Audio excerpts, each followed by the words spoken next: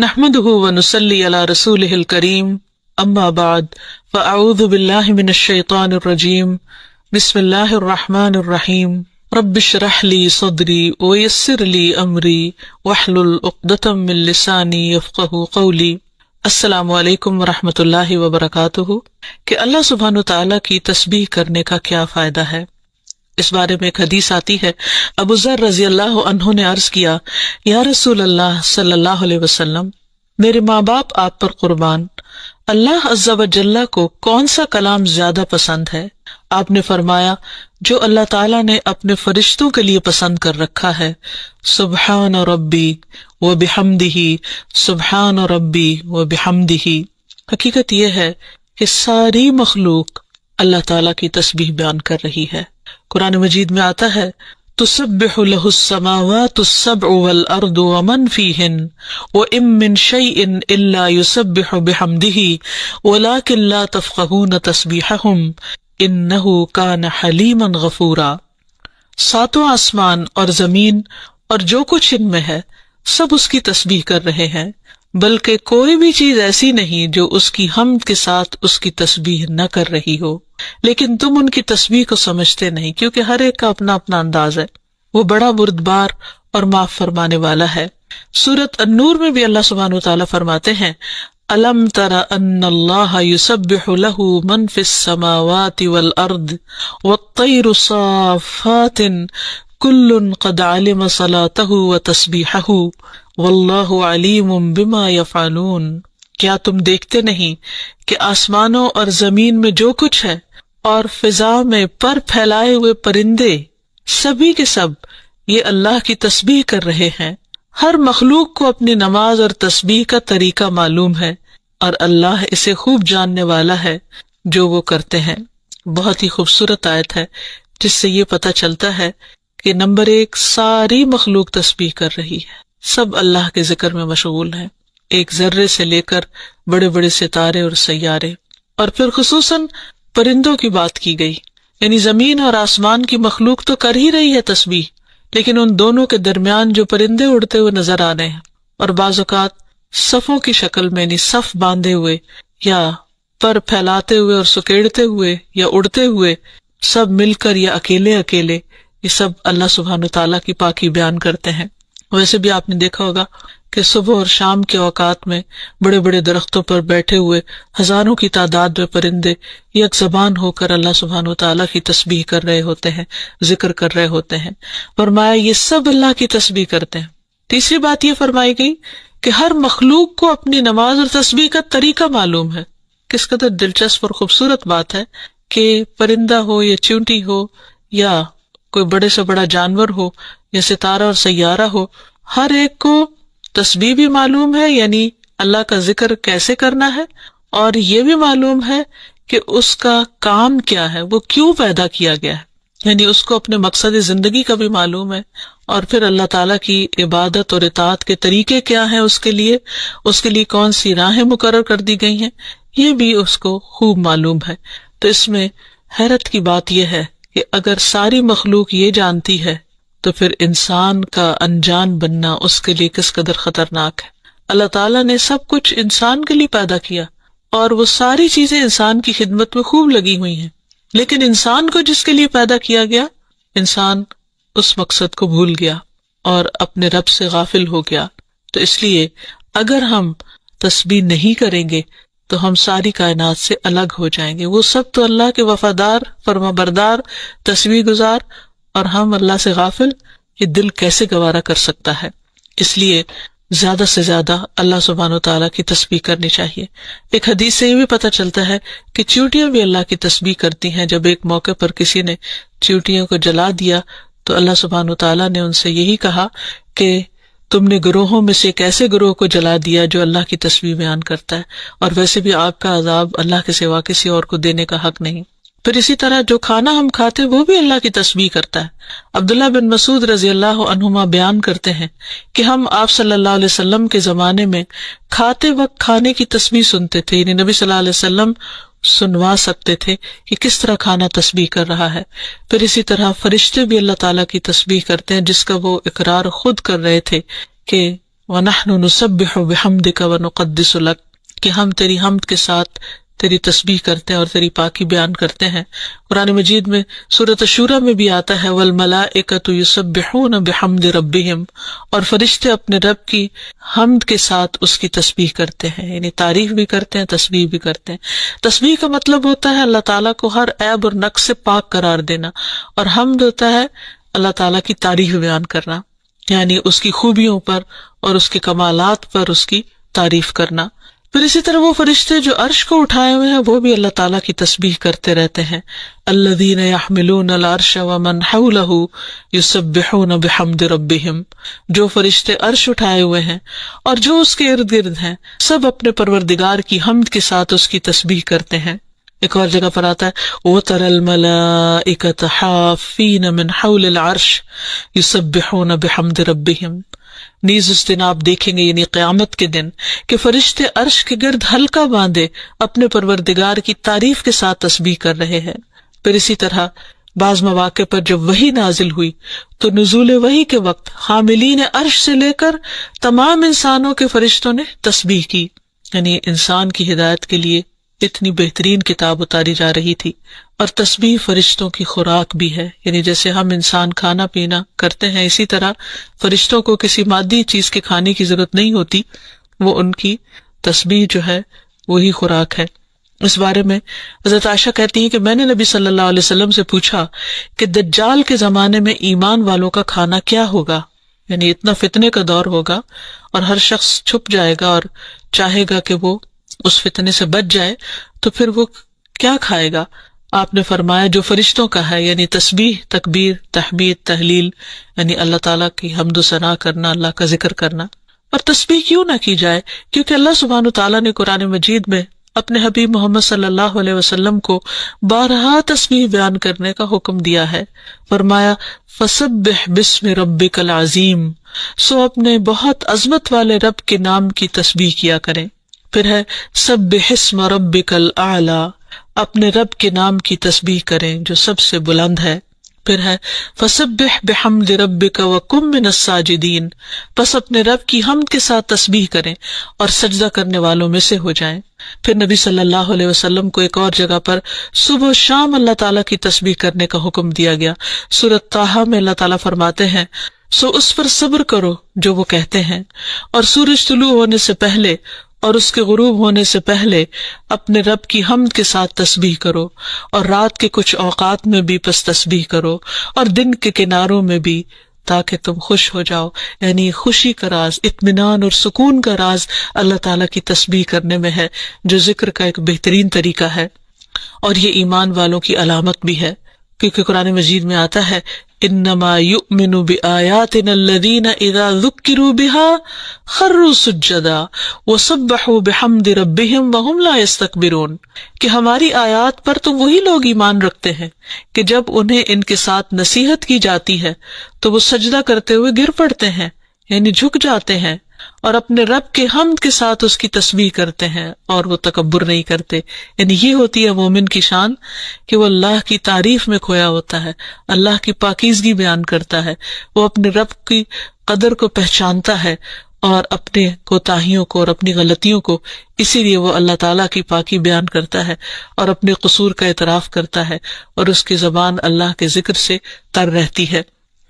پھر اسی طرح یہ ہے کہ تسبیح تمام مخلوق کے رزق کی کنجی بھی ہے۔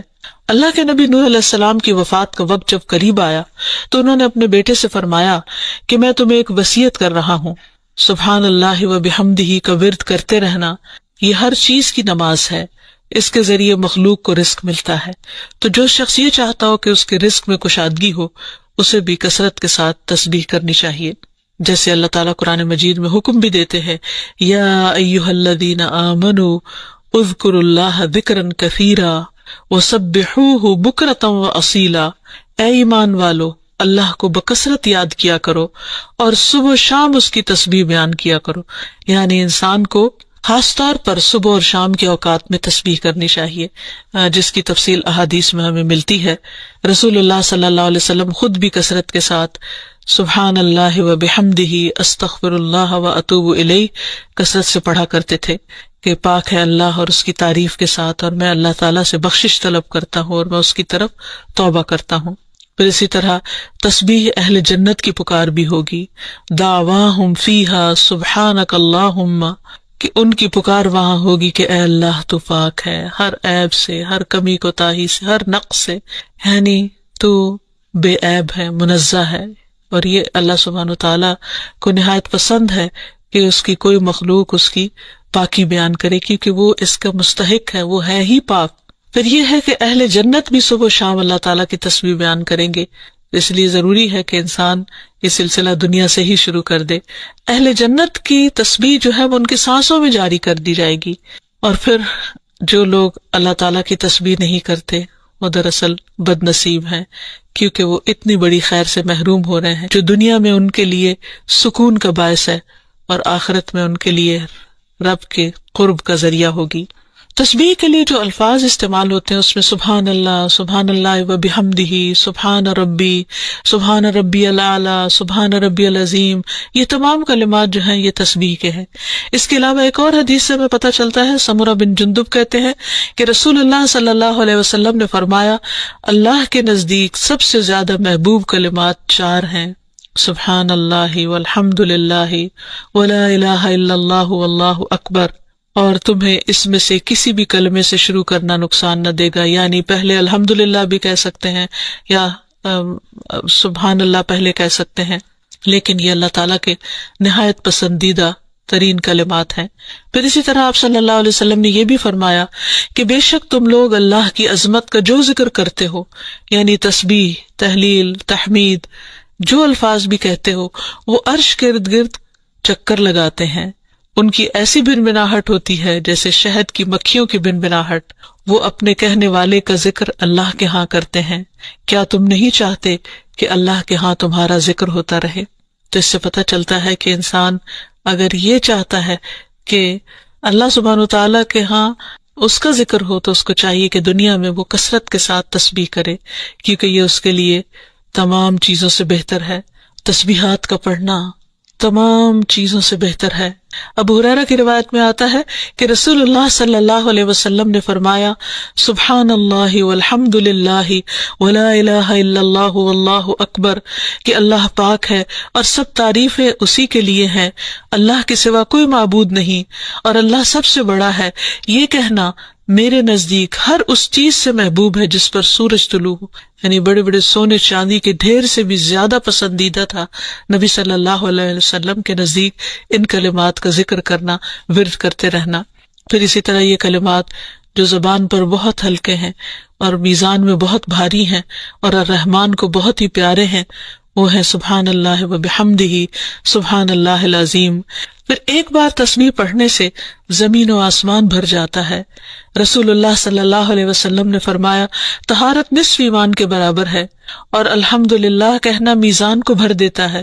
سبحان اللہ اور الحمدللہ کہنے سے زمین و آسمان کے درمیانی فضا بھر جاتی، یعنی کتنا فاصلہ ہے زمین و آسمان کے بیچ کا، لیکن انسان کیا اس کے لیے بھی اس کو کچھ مشکل ہے کہ اللہ سبحانہ وتعالیٰ کی محبت کے ساتھ پاکی بیان کرے اور تسبیح کرے، جس کا ریوارڈ اتنا بڑا ہے اس کے لیے۔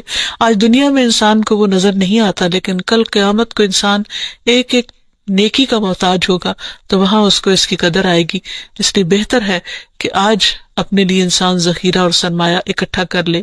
پھر اسی طرح انسان جب تسبیح کرتا ہے تو اس کے گناہ بھی مٹتے ہیں، یعنی ایک طرف اس کی نیکیوں میں اضافہ ہوتا ہے اور دوسری طرف اس کے گناہوں کو جھاڑنے کا ذریعہ بنتا ہے۔ انس رضی اللہ عنہ کہتے ہیں کہ رسول اللہ صلی اللہ علیہ وسلم ایک ایسے درخت کے پاس سے گزرے جس کے پتے سوکھ چکے تھے، آپ نے اس پر لاٹھی ماری تو اس کے پتے جھڑنے لگے، پھر آپ نے فرمایا، الحمدللہ و سبحان اللہ ولا الہ الا اللہ واللہ اکبر سے اسی طرح گناہ جھڑتے ہیں جس طرح اس درخت کے پتے جھڑے ہیں۔ پھر اسی طرح یہ 100 اونٹوں سے افضل عمل ہے۔ نبی صلی اللہ علیہ وسلم نے فرمایا، جس نے سورج طلوع ہونے اور اس کے غروب ہونے سے قبل 100 بار سبحان اللہ کہا تو یہ اس کے لیے 100 اونٹوں سے بہتر ہے، یعنی اتنی بڑی کمائی اور نیکیوں کا اتنا بڑا ذخیرہ ہے۔ پھر اسی طرح تسبیح کے کچھ اور کلمات ہیں کہ جن سے آسمان کے دروازے کھل جاتے ہیں۔ ابن عمر کہتے ہیں کہ ہم رسول اللہ صلی اللہ علیہ وسلم کے ساتھ نماز پڑھ رہے تھے کہ جماعت میں سے ایک آدمی نے کہا اللہ اکبر کبیرہ والحمد للہ کثیرا وسبحان اللہ بکرۃ واصیلا، تو رسول اللہ صلی اللہ علیہ وسلم نے فرمایا اس طرح کے کلمات کہنے والا کون ہے؟ جماعت میں سے ایک آدمی نے عرض کیا اے اللہ کے رسول میں ہوں۔ آپ نے فرمایا کہ مجھے تعجب ہوا کہ اس کے لیے آسمان کے دروازے کھولے گئے۔ ابن عمر فرماتے ہیں کہ میں نے ان کلمات کو پھر کبھی نہیں چھوڑا جب سے اس کے بارے میں نے رسول اللہ صلی اللہ علیہ وسلم کو یہ فرماتے ہوئے سنا، کیا کہ اس شخص کے لیے آسمان کے دروازے کھول دیے گئے، یعنی ان کلمات کے پڑھنے کی وجہ سے۔ پھر تسبیحات کا پڑھنا جنت میں درخت لگانے کا سبب بنتا ہے۔ پھر اسی طرح انسان کے تمام جوڑوں کا صدقہ ہر روز اس پر واجب ہو جاتا ہے، اور یہ تسبیحات اس کے لیے ہر جوڑ سے صدقے کا باعث بنتی ہیں۔ پھر یہ ہے کہ تسبیحات عمر میں اضافے کا ذریعہ بھی بنتی ہیں۔ نبی صلی اللہ علیہ وسلم نے فرمایا اللہ کے نزدیک اس مومن سے افضل کوئی نہیں جسے حالت اسلام میں لمبی عمر دی گئی ہو اس کی تسبیح و تکبیر اور تحلیل کی وجہ سے۔ پھر اسی طرح انسان کے لیے یہ تسبیحات محرومی سے بچاؤ کا ذریعہ بھی ہیں۔ رسول اللہ صلی اللہ علیہ وسلم نے فرمایا کچھ دعائیں ایسی ہیں جن کو 100 مرتبہ پڑھنے والا کبھی محروم نہیں ہوتا۔ سبحان اللہ والحمد للہ ولا الہ الا اللہ واللہ اکبر، یعنی جب انسان کو کوئی حاجت ہو، کوئی ضرورت ہو، کوئی مشکل ہو، کوئی پریشانی ہو، تو اللہ سبحانہ وتعالیٰ کا ان الفاظ کے ساتھ ذکر کرنا شروع کر دے، تسبیح کرنا شروع کر دے، کیونکہ یہ باقی رہنے والی نیکیاں ہیں اور دنیا میں بھی انسان کو فائدہ دیتی ہیں اور آخرت میں بھی انسان کے لیے آگ سے بچاؤ کا ذریعہ ہے۔ حدیث میں آتا ہے رسول اللہ صلی اللہ علیہ وسلم نے فرمایا اپنا بچاؤ حاصل کر لو۔ صحابہ نے عرض کیا اللہ کے رسول کیا دشمن آ گیا؟ آپ نے فرمایا نہیں، لیکن جہنم سے تمہارا بچاؤ سبحان اللہ والحمد للہ ولا الہ الا اللہ واللہ اکبر سے ہے، اور یہی کلمات باقیات صالحات ہیں۔ پھر اسی طرح دل کی گھٹن اور سینے کی تنگی کا علاج بھی تسبیح میں ہے۔ پریشانی، ڈر اور خوف کو دور کرنے کا ذریعہ بھی تسبیحات ہیں۔ تو ہر موقع کی مناسبت سے انسان کو تسبیح کرتے رہنا چاہیے۔ جب نعمت کی تکمیل ہو، جیسے نبی صلی اللہ علیہ وسلم نے جب اپنا مشن مکمل کر لیا اور اللہ سبحانہ وتعالیٰ نے ان کی گواہی دے دی کہ ان کا کام پورا ہو چکا ہے، تو اس وقت یہ سورت نازل ہوئی اذا جاء نصر اللہ والفتح ورأیت الناس يدخلون فی دین اللہ افواجا فسبح بحمد ربک واستغفر انہ کان توابا۔ جب اللہ کی مدد اور فتح آ جائے اور تو لوگوں کو دیکھے کہ وہ اللہ کے دین میں فوج در فوج داخل ہو رہے ہیں، تو اپنے رب کی حمد کے ساتھ تسبیح کرو اور اس سے بخشش مانگو، بے شک یقیناً وہ بڑا توبہ قبول کرنے والا ہے۔ پھر اسی طرح یہ ہے کہ انسان کو صبح و شام سبحان اللہ و بحمدہ کی تسبیح کرنی چاہیے۔ جو ایسا کرے اس کے تمام گناہ معاف کر دیے جاتے ہیں، خاص سمندر کی جھاگ برابر ہی کیوں نہ ہو۔ پھر خصوصاً فجر کے بعد انسان 3 بار یہ کلمات پڑھے سبحان اللہ و بحمدہ عدد خلقہ ورضا نفسہ وزنۃ عرشہ ومداد کلماتہ۔ اللہ کی تعریف اور اسی کی پاکی ہے، اس کی مخلوق کی تعداد کے برابر، اس کی رضا اور اس کے عرش کے وزن اور اس کے کلمات کی سیاہی کے برابر، یعنی اللہ سبحانہ وتعالیٰ کی تعریف ہر چیز سے زیادہ۔ پھر اسی طرح یہ ہے کہ فجر کے بعد اور عصر کے بعد خصوصی طور پر تسبیح کا وقت ہوتا ہے اور ساری مخلوق اس وقت تسبیح میں مشغول ہوتی ہے۔ پھر رکوع اور سجدوں میں اللہ تعالیٰ کی تسبیح بیان کرنی چاہیے۔ نماز کے بعد تسبیحات فاطمہ پڑھنی چاہیے۔ سوتے وقت وہ تسبیحات پڑھنی چاہیے جو نبی صلی اللہ علیہ وسلم نے حضرت فاطمہ کو سکھائی تھی۔ پھر اسی طرح نبی صلی اللہ علیہ وسلم رات کو جب تک نیند نہیں آتی تھی مسلسل تسبیح کرتے رہتے تھے۔ پھر اسی طرح قرآن مجید پڑھتے ہوئے جو آیات آپ کو خوش کرتی ہیں ان پر آپ اللہ سبحانہ وتعالیٰ کی تسبیح بیان کرتے۔ پھر اسی طرح بجلی کڑکنے پر یسبح الرعد بحمدہ والملائکۃ من خیفتہ کا پڑھنا، پھر بلندی سے اترتے وقت سبحان اللہ کی تسبیح کرنا، پھر جب کوئی چیز انسان کو فیسینیٹ کرے، تعجب ہو، کوئی چیز حیران کرے یا اچھی معلوم ہو، اس وقت سبحان اللہ کہنا، یہ تمام چیزیں سنت سے ثابت ہیں۔ اللہ تعالیٰ سے دعا ہے کہ وہ ہمیں ان لوگوں میں شامل کر لے جو اس کی تسبیح کرنے سے محبت رکھتے ہیں۔